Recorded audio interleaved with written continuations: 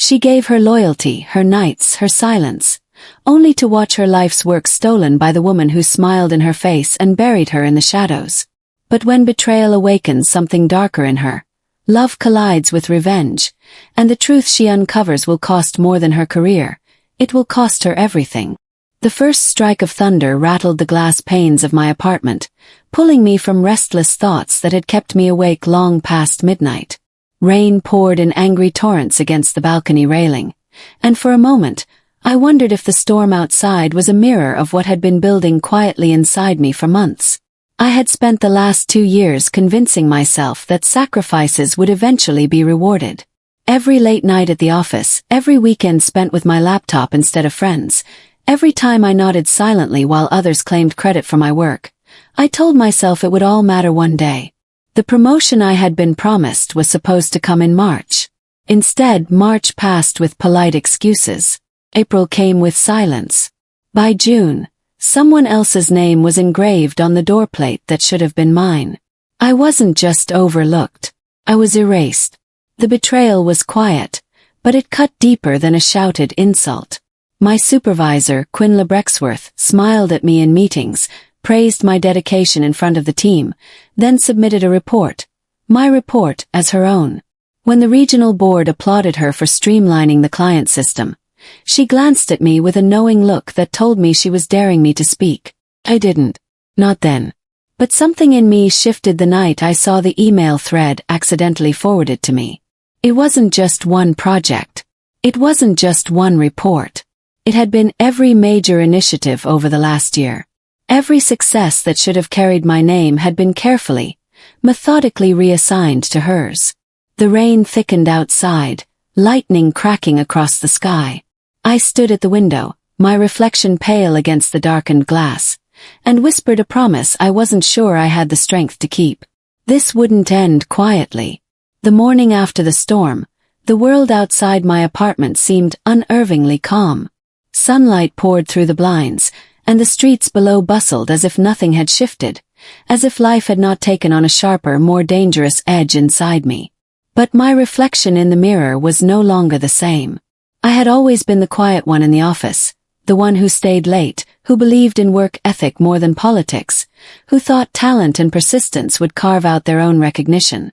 That version of me had died last night in the thunder. What remained was someone different, someone willing to step into the shadows I had always avoided. At the office, Quinla arrived in her usual performance of superiority.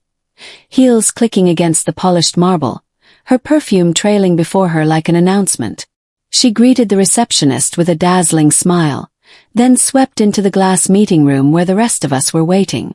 She looked untouchable, and everyone seemed to accept it. Everyone except me. I had already begun collecting evidence. The misplaced email had been an accident, but it was enough to point me toward deeper trails. Every system has cracks, and I knew the one in this company better than anyone. I had built half of it myself.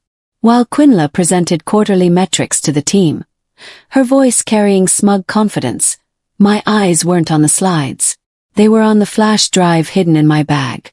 Contained in it were weeks' worth of documents, cross-checked timestamps and system logs. Proof that the brilliance she flaunted was mine. Proof that she had taken what I created and molded it into her crown. But revenge wasn't only about proof. Proof could expose. Proof could humiliate. But I wanted something deeper, something that would make her feel the weight of every silent night I endured, every moment of erasure she inflicted. And then, like fate was leaning closer, he appeared. His name was Daniel Mercer. A consultant was brought in to audit the company's client systems, hired by the regional board to ensure compliance and efficiency. He was sharp, professional, and had an energy that made the air in the room shift when he entered. His eyes, a piercing gray, seemed to see more than what was shown. From the very first meeting, I noticed the way he watched the presentations, not with admiration, but with calculation, as if he were peeling away layers to find the truth beneath. That truth was me. The city at night looked nothing like the place I had walked through 1,000 times before.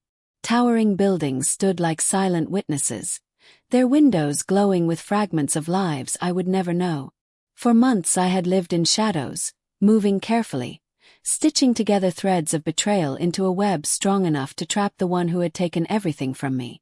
Now the web was complete. Every document, every timestamp, every system log was in my possession. The stolen reports, the fabricated claims, the carefully edited files that had elevated Quinla Brexworth at my expense. All of it was catalogued and ready. Yet victory did not feel simple. My heart carried the weight of something far more complicated, something that threatened to blur the sharp edge of my revenge. Daniel. He had been both ally and risk. His questions during late-night reviews, the way his gaze lingered as if he could see the storm inside me, the unspoken understanding that passed between us, it was more than professional. He had given me reasons to hesitate, moments when I wondered if love could coexist with vengeance. But hesitation was a luxury I could no longer afford. The regional board's annual conference was in 2 days. Quinla would be there, poised in her polished perfection, ready to accept another award for achievements that were never hers. It would also be the moment when the curtain fell, when truth and exposure would rip through the illusion she had built. But storms have a way of turning back on those who summon them. Because in the silence of my apartment, as I reviewed the files one last time, I noticed something that made my blood run cold. A system log I had never seen before. A hidden thread, buried beneath layers of encrypted entries. And attached to it, Daniel's credentials.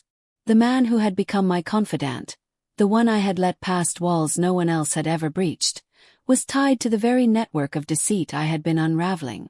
My chest tightened as the storm I thought I controlled shifted into something I no longer understood.